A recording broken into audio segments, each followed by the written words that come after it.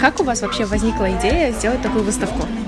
Мы долго думали. Вообще, мне очень хотелось что-то такое организовать и предоставить девушкам пространство. И вот как раз мы приурочили это годовщине открытия Банбан South. А второй этаж, он был изначально планировался как пространство, где будут проводиться вот именно такие культурно-образовательные какие-то мероприятия. Тарда есть же пословица «Кыт куйылган үйгө кут келеттер». И там на войлоке свинцом, вот как здесь, написано «Банбан loves you». Потому что банбан с тайского переводится как «уютный дом».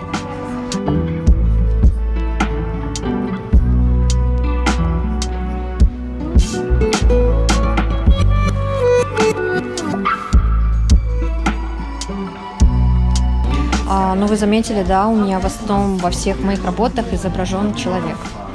То есть, ну, мы как считаем себя, как люди считают себя главным звеном на этой планете, в этой жизни, то тут как бы вечная борьба с положительными, отрицательными какими-то мыслями, нормами, стандартами.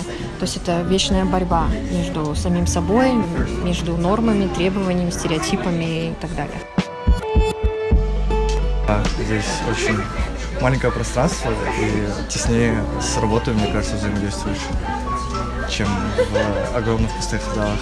Чьи работы больше всех вас тронули за душу?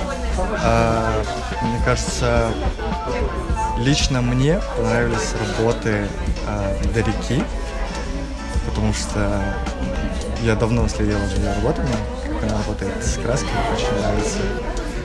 Вы раньше ходили на выставку, которую проходит в этом месте? В Банбане? Нет, это впервые.